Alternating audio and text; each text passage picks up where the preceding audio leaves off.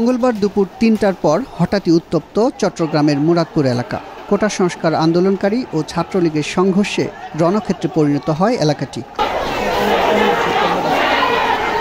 নগরীর ১৬ শহর স্টেশনে সকাল থেকে অবস্থান নেয় ছাত্রলীগ ও যুবলীগের নেতাকর্মীরা। অপরদিকে কোটা সংস্কারের দাবিতে কয়েকশো গজ দূরে মুরাদপুরে আন্দোলন শুরু করে সাধারণ শিক্ষার্থীরা। এখানে ছাত্রলীগ ও যুবলীগের নেতাকর্মীদের সঙ্গে সংঘর্ষে জড়ায় আন্দোলনকারীরা।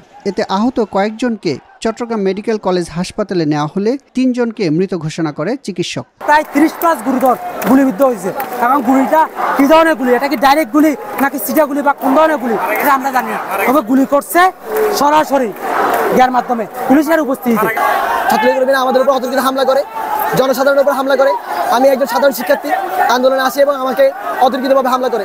আমরা ভিতর দিয়ে মুরাদপুরে আমাদের যে কার্যক্রম আগানোর জন্য আমরা ষোলকবহর রেস্টুরেন্টে যাওয়ার চেষ্টা করি। ষোলকবহর স্টেশনের মধ্যে ছাত্রলীগের কর্মীরা অবস্থান আছে। আমাদের ৩ জন গুলিবিদ্ধ হয়েছে, তাদেরকে আমরা চট্টগ্রাম মেডিকেলে পাঠাইছি। এছাড়া আমাদের আহতের সংখ্যা ৪০ জনের প্লাস। ছাত্রলীগের যে ছেলেগুলা আমাদের এই নিরীহ মেয়েদের উপর, আমাদের বোনেদের উপর, আমাদের ভাইদের উপর আক্রমণ করছে, তাদের বিচার চাই আমরা। এবং আমরা আমাদের ওয়ান অ্যান্ড অনলি দাবি হচ্ছে কি, আমরা কোটা সংস্কার চাই। নিহত ৩ জনের মধ্যে 2 জনের পরিচয় পাওয়া গেছে। একজন 32 বছর বয়সী মোহাম্মদ ফারুক ও 22 বছর বয়সী ওয়াসিম আকরাম। এর মধ্যে ফারুক ফার্নিচার দোকানের কর্মচারী এবং ওয়াসিম চট্টগ্রাম কলেজের সমাজবিজ্ঞান বিভাগের শিক্ষার্থী বলে জানা গেছে।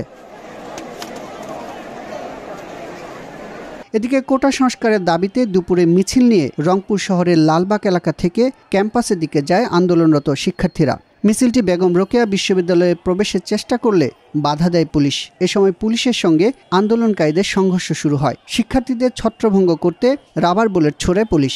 এই সংঘর্ষে বেগম রোকেয়া বিশ্ববিদ্যালয়ের এক শিক্ষার্থী নিহত হয়েছেন।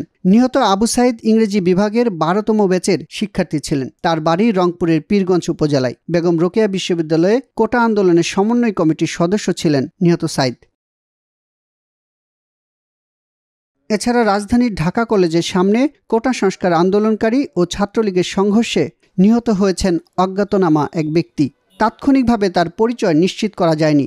নিহতর পরনে ছিল কালো জিন্স ও হালকা পেস্ট রঙের গেঞ্জি।